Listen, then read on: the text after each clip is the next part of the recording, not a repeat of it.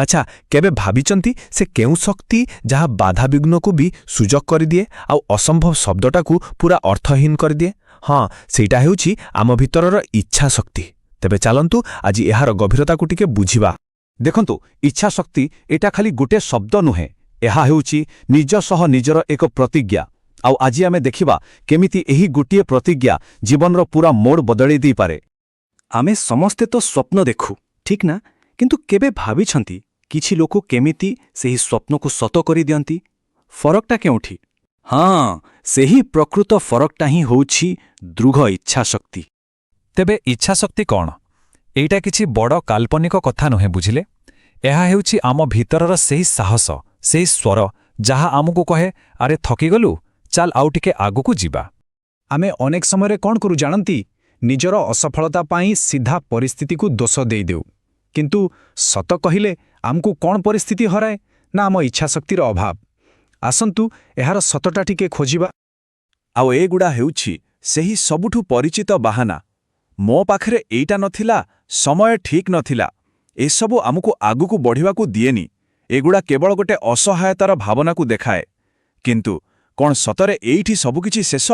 ଦେଖନ୍ତୁ, ଫରକଟା ଏକଦମ ସ୍ପଷ୍ଟ। ବାହାନା କରିବା ମାନେ ଆମେ ପରିସ୍ଥିତି ଆଗରେ ହାର ମାନିଗଲେ। କିନ୍ତୁ ଇଚ୍ଛାଶକ୍ତି କ'ଣ କରେ? ସେ ପରିସ୍ଥିତିକୁ ବଦଳାଇବାର ସାହସ ଦିଏ। ସେ ପରିସ୍ଥିତିକୁ ସ୍ୱୀକାର କରେନି, ବରଂ ନିଜ ନିୟନ୍ତ୍ରଣକୁ ନେଇ ଆସେ। ଆଉ ଏହାର ପ୍ରମାଣ ଇତିହାସର ପୃଷ୍ଠାରେ ଭରି ରହିଛି। କେତେ ସାଧାରଣ ଲୋକ କେବଳ ନିଜର ଅସାଧାରଣ ଇଚ୍ଛାଶକ୍ତି ବଳରେ ହିଁ ଅସାଧାରଣ ସଫଳତା ପାଇଛନ୍ତି।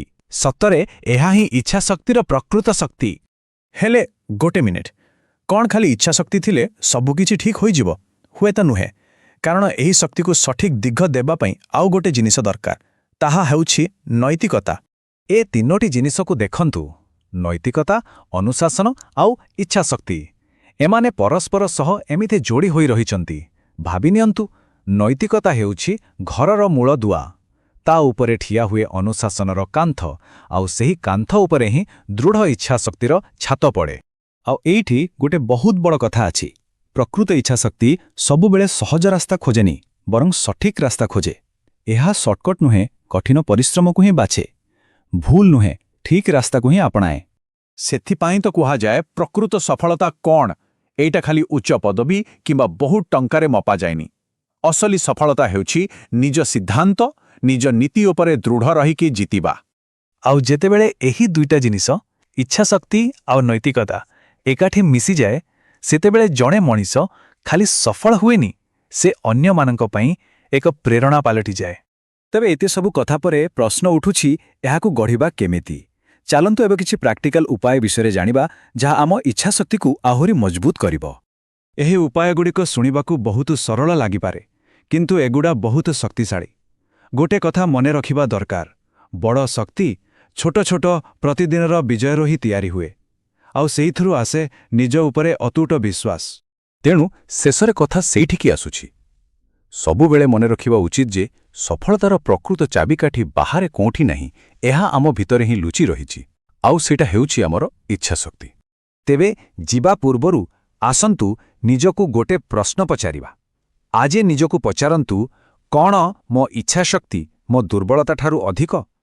ଏହା ନିଜର ଭିତରର ଶକ୍ତିକୁ ମାପିବାର ଏକ ସୁଯୋଗ। ଆଉ ଯଦି ଏହାର ଉତ୍ତର ହଁରେ ଆସେ, ତେବେ ବୁଝିନିଅନ୍ତୁ ସଫଳତା ଆଉ ବେଶୀ ଦୂରରେ ନାହିଁ। ତେବେ ଆଜିର ଏହି ଆଲୋଚନାର ମୂଳ କଥା ହେଉଛି, ନିଜ ଇଚ୍ଛାଶକ୍ତିକୁ ଦୃଢ଼ ରଖନ୍ତୁ। ସବୁବେଳେ ସଠିକ୍ ରାସ୍ତା ବାଛନ୍ତୁ ଆଉ ନିଜ ସଫଳତାକୁ ଏମିତି ସାର୍ଥକ କରନ୍ତୁ, ଯେମିତି ତାହା କେବଳ ନିଜ ପାଇଁ ନୁହେଁ, ସମସ୍ତ